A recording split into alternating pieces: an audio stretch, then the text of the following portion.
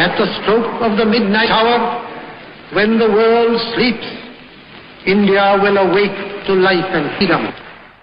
15 अगस्त 1947 एक नए भारत का जन्म होता है। नेहरू अपने ट्रिस्ट विद डेस्टिनी स्पीच के माध्यम से एक नए सवेरे का ऐलान करते हैं।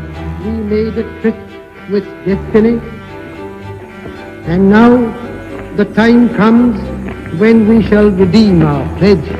एक ऐसा सवेरा जो आजादी लेकर आया, लेकिन उसी दिन एक दूसरी तस्वीर भी सामने आई, खून से लथपथ लाशों की, घर से बेघर लोगों की और एक मुल्क के दो टुकड़ों की।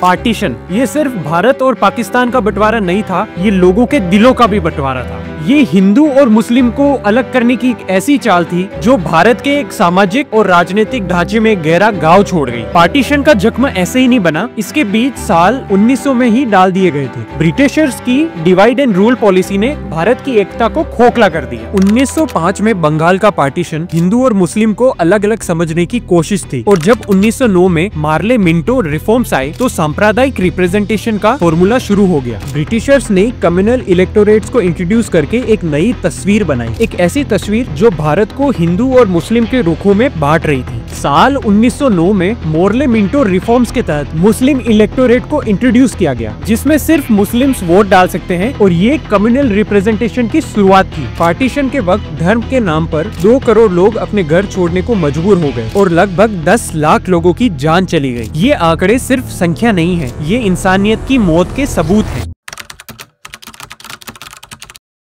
पार्टीशन के बाद एक नया भारत शुरू हो रहा था। भारत को धर्मनिरपेक्ष बनाने का संकल्प लिया गया, लेकिन क्या ब्रिटिशर्स का डिवाइड एंड रूल भारत को छोड़ के गया था? ये अब भारतीय राजनीति का हिस्सा बन चुका था। पार्टीशन के दौरान एक नई समस्या सामने आई, वो थे कम्युनल राइट्स। हिंदू और मुस्लिम के बीच में भरोसा सिर्फ एक ख्वाब बन गया था। इस वक्त कुछ पॉलिटिकल पार्टीज ने सेक्युलरिज्म का नारा लगाया, लेकिन साथ ही एक वोट बैंक पॉलिटिक्स की नई शुरुआत हुई।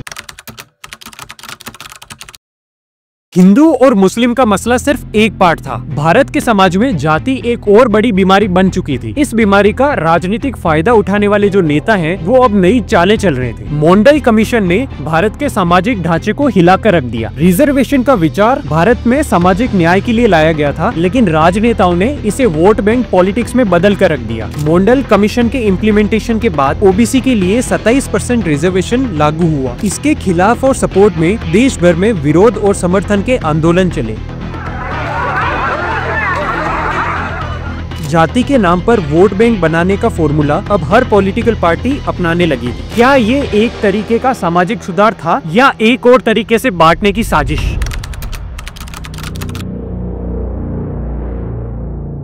साल 1985 में एक और केस ने समाज को हिलाकर रख दिया, जिसमें सिर्फ एक औरत का न्याय नहीं बल्कि पूरे समाज के धर्म और राजनीति का पहलू सामने आया। ये कहानी है शाह बानो की, एक औरत जो अपने हक के लिए लड़ रही थी। शाह बानो ने 1978 में अपने हस्बैंड मोहम्मद अहमद खान से तलाक लिया। उसके बाद शाह बानो ने सुप्रीम कोर्ट में पिटीशन डाला, जिसमें उसने अपने हस्बैंड से एलिमनी की मांग की। सुप्रीम कोर्ट ने शाह बानो के पक्ष में फैसला दिया। इसका फैसला तब आया जब कम्युनल पॉलिटिक्स अपनी ऊंचाइयों पर थी। इंडिया की मेजर पॉलिटिकल पार्टीज ने इस मुद्दे को अपने फायदे के लिए यूज किया, जिसमें शाह बानो का केस एक लीगल मैटर नहीं रहा बल्कि एक पॉलिटिकल टूल बन गया। साल 1992 अयोध्या, एक मंदिर और एक मस्जिद के बीच की लड़ाई। बाबरी मस्जिद गिराई गई और उसके बाद में भारत में कम्युनल राइट्स शुरू हो गए। मंदिर मस्जिद का मुद्दा खत्म हो जाएगा, उसी दिन राजनीति यहाँ पे होना बंद हो जाएगा। ये जो मस्जिद का मसला है, ये राजनीति की जो है सबसे बड़ी दुकान है।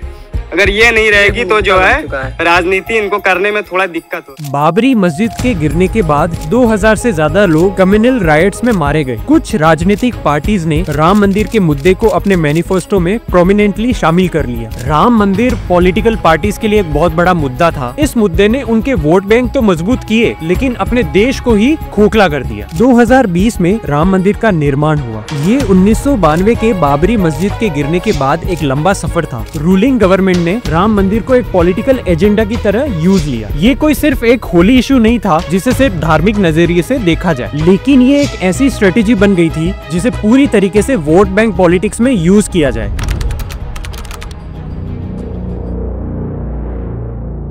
साल 2002 गुजरात में एक ट्रेन में आग लगती है और इसके बाद में गुजरात कम्युनल रायट्स का एक मैदान बन जाता है। इसके बाद में एक सवाल उठता है, क्या ये रायट स्पॉन्टेनियस थे या फिर एक पॉलिटिकल चाल? 2002 के गुजरात रायट्स में 1000 से ज्यादा लोग मारे गए और लाखों लोग अपना घर छोड़ने में मजबूर हो गए। कोर्ट्स में ट्रायल हुए, लेकिन आज भी ये सवाल जिंदा है, क्या गोधरा एक राजनीतिक चाल थी? 2002 के गुजरात राइट्स के बाद एक नई पॉलिटिक्स का दौर शुरू होता है। अब पॉलिटिक्स सिर्फ धर्म और जाति के नाम पर नहीं थी, बल्कि एक ऐसे नैरेटिव पे खड़ी थी जो आपके दिमाग में डर का एहसास डाले। ये हमारी धरती है, ये हमारा धर्म है, ये हमारी जीत है और ये उनकी हार है।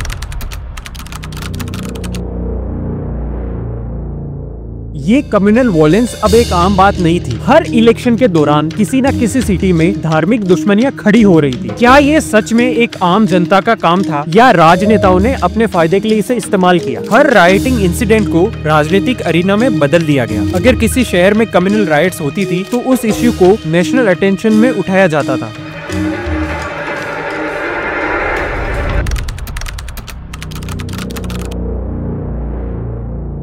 हमेशा से आज भी ये पॉलिटिक्स हमारे बीच में है। हिंदू मुस्लिम जाति या धर्म करने वाली ये पॉलिटिकल पार्टीज को हमने चुपके से अपना लिया है। क्या हम भी इन पॉलिटिक्स में फंस गए हैं? क्या हमारे बीच में ये कम्युनल डिवाइड सिर्फ राजनीतिक है या ये हमारे जीने का तरीका बन गया? अगर हम पार्टीशन से लेकर आज तक देखें तो एक चीज बिल्कुल साफ है, राजनीति में हमेशा हमारे बीच नफरत। ये वक्त है जब हमें अपने असली दुश्मन को पहचानना होगा, वो जो हमारे बीच में नफरत भर रहा है। इस देश को सच में एकता और विकास की राह दिखानी है और इसके लिए हम सबको धर्म निरपेक्ष होकर एक तरीके से देखना होगा। राजनीति ने हमेशा हमें धर्म और जाति के नाम पे बांट दिया, लेकिन सच तो ये है कि हम सब एक हैं। हमें इन सब की राजनीतिक चालों को समझकर हमारे देश को सच में एकता और विकास की राह दिखानी होगी।